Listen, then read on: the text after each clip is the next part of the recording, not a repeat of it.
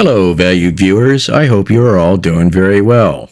Today's video is one of the finest locomotives ever built in the age of steam, and that would be the New York Central's Niagara 484 locomotive. Enjoy.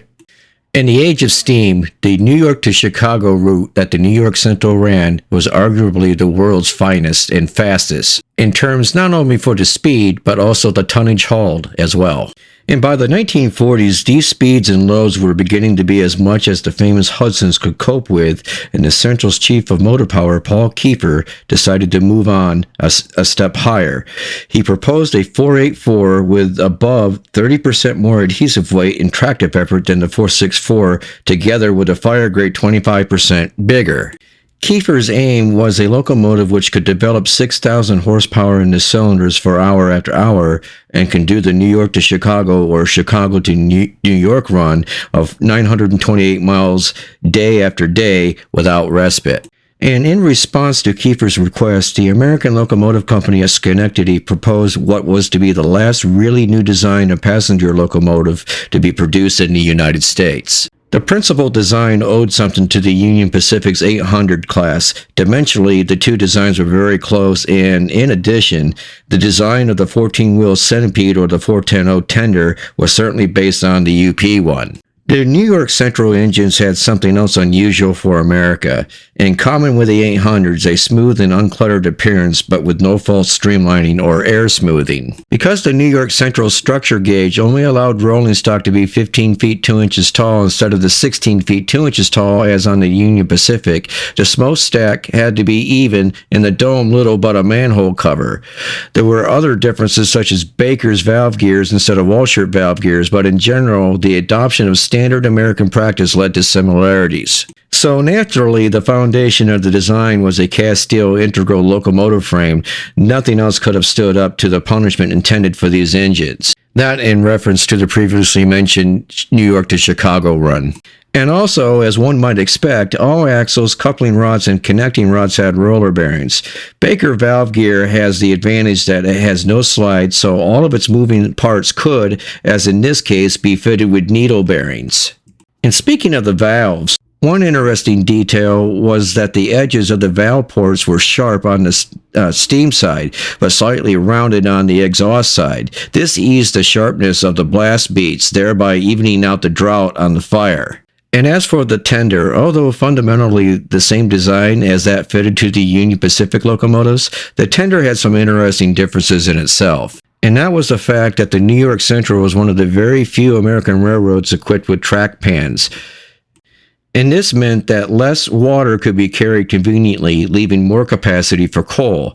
This in turn enabled the New York-Chicago run to be done with just one intermediate coaling, while an improved design of power-operated pickup scoop reduced delays by allowing water to be taken at 80 miles an hour. Special extra venting in the tender avoided bursting the tender itself, where some 1,600 cubic feet of incompressible fluid enters the tank all in a few seconds. Incidentally, the overhang of the tank over the running gear at the rear end was to allow the engines to be turned on 100-foot turntables by reducing the wheelbase. The original prototype of the class had the designation as S1A, while the 25 production models were numbered 6001 to 6025 and were known as S16. And there was also a single poppet valve version which was numbered SLC. And that was number 5500. This is one of the greatest steam locomotives ever produced, and the class rightfully got the name Niagara. Both goals that Kiefer had set out to achieve were accomplished. The class had achieved 67 horsepower on tests, and they ran an average of 26,000 miles a month. Kiefer's original idea was that the prototype should be tested and then a production order confirmed. But before work had gone very far, instructions were given for all 27 to be put in hand. And this was a reasonable gamble taken by the New York Central because of the fact that the Niagaras were very much a standard, if slightly stretched product of what existed in the industry already. And as far as the design went, what really needed attention was the ground organization to enable the mileage target to be met. And this aspect of the goal could not be met until a fleet of locomotives was present. There was also an ordinance in the city of New York that steam locomotives were not allowed inside city limits. Trains therefore left Grand Central Station behind Third Rail Electric locals for Harmon, 32 miles out in suburbs. It was in these suburbs and then at Chicago that the Niagaras were, in their great days, kept in first-class condition for what, without a doubt, was one of the hardest services ever demanded of a steam locomotive. The New York to Chicago run also set many world records for performance and endurance of any steam locomotive. And world records are not achieved without extreme efforts, but excellent organization allowed quick and thorough servicing. The power production part of the locomotive had to be just so as to give such a remarkable performance out on the road, and to achieve this, the fire was the first dropped with the engine in steam. Then a gang of men of what New York Central called hot men, and they were wearing asbestos suits, entered the firebox, which is the size of a room, and cleared tubes and flues, and did any repairs required to the brick arch, grate, etc. Good water treatment ensured that no scale built up in the heating surfaces, preventing the heat reaching the water inside the boiler.